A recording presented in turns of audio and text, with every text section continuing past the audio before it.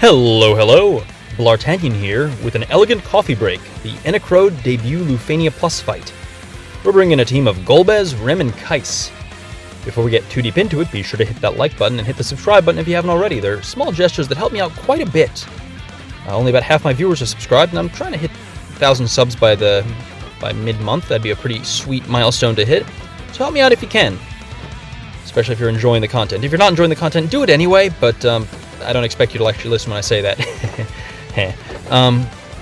So what do you got going on here? This fight isn't there's some interesting ideas behind it, but it's not in practice especially complicated or challenging. The book opens and closes. When it's closed, the soldiers are summoned. They stick around no matter what you do, unless you get the book to open. It also takes reduced HP damage when it's closed. Once the orb goes up to 20, and you get it up by dealing Dark or Holy damage, 500,000 HP damage in one attack, or one turn, I should say. That's what Kais is here for, to make sure Golbez hits that big HP number. Launches. Then the book opens. If the orb goes off, I don't think it's actually a lethal attack, but it's annoying, so you don't want that to happen. Weirdly, it only counts down on enemy turns, so it's like, not even, really, the orb isn't a problem here. But, since it's a Dark Orb, I was like, I'll bring Golbez. I like Golbez. And you might say, Bl'Art, isn't Dark Knight Cecil just better for this role? Like, he's just a better character at this point? And the answer is yes, he is. But I like Golbez. He brings me joy to use, and I think he looks kind of neat. So here we are. So, Rem is here along with Kais to basically shore up the fact that Golbez is kind of jank. With their sweet blue armors, their dope auras, and the fact that, Rem has turn swap to make up for Golbez being slow, and Kais has auto launches to make up for Golbez having not enough dumps for a damage dealer. He only has 3 to 4 HP attacks on most of his moves. That's just not going to cut it these days. Need a funny gimmick. Go ahead and quickly use Lisette LDCA, not actually dealing HP damage, because they do get an HP damage shield, but it doesn't matter as much because the orb isn't lethal and the bosses don't have threatening attacks. Weirdly, I think the challenge quest, if I remember right, had more mechanics than than this fight. Like, this fight had the soldiers, the Lufania, but I don't know. The book being closed made them undelayable, including break delays, which is fairly rare, and sap you. So that doesn't happen in this, so I'm a little bit I feel like the challenge quest is almost more difficult than Lufania, but not that either were difficult, just if I had to say absolutely which one was harder. I don't know. I still blew it up with Rains and Zack, so what do I know? Speaking of blowing things up, we're effectively trying to no-boss turn them here, using Rem and Kais's turn swap shenanigans.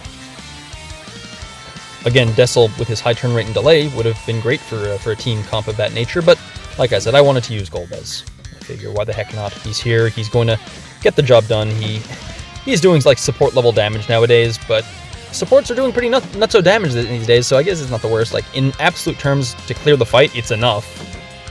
It just kind of pales in comparison to other stuff. That's kind of the thing, people talk about things being usable nowadays.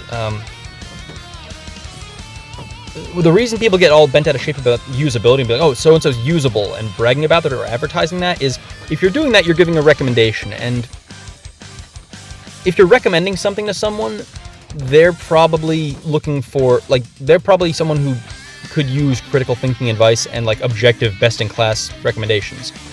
So, if someone's like, hey, Bl'Art, I want to get a new car, and I consider myself respectable enough to want to give them good advice, I'm not going to be like, oh, just get any car. It'll get you there, highway, whatever, it has wheels.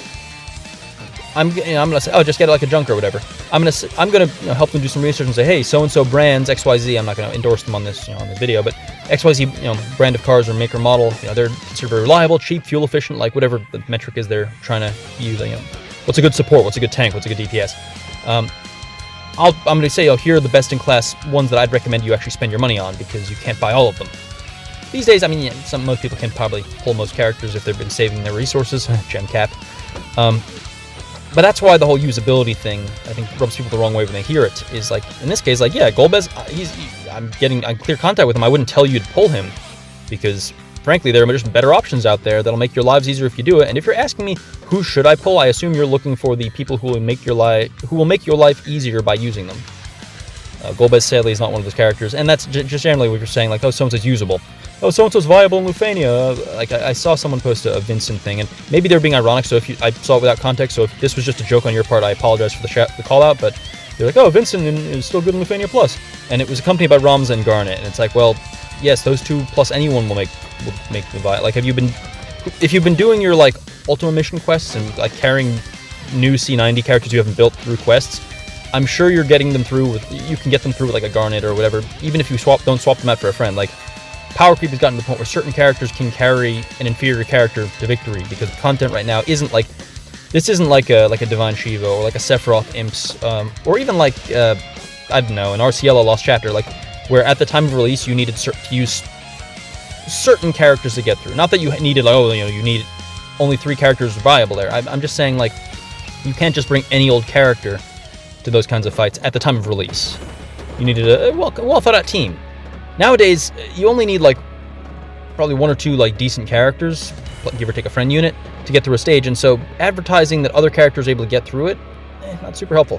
Or even if you're using 3 mediocre characters, and 1 broken character would have done the job of those 3 mediocre characters, as far as providing, if you want to do that, no problem, you do you. I'm saying in terms of providing advice to other people, or kind of advertising, bragging about it, in order to kind of give that, you know, giving it that kind of media play and that kind of voice. Just make sure you're not really committing advice malpractice, let's call it. That's my advice to you. That said, what do I know? I tried to no boss turn these guys, and it looks like that book's probably going to get a turn before we're at the end of our rope here.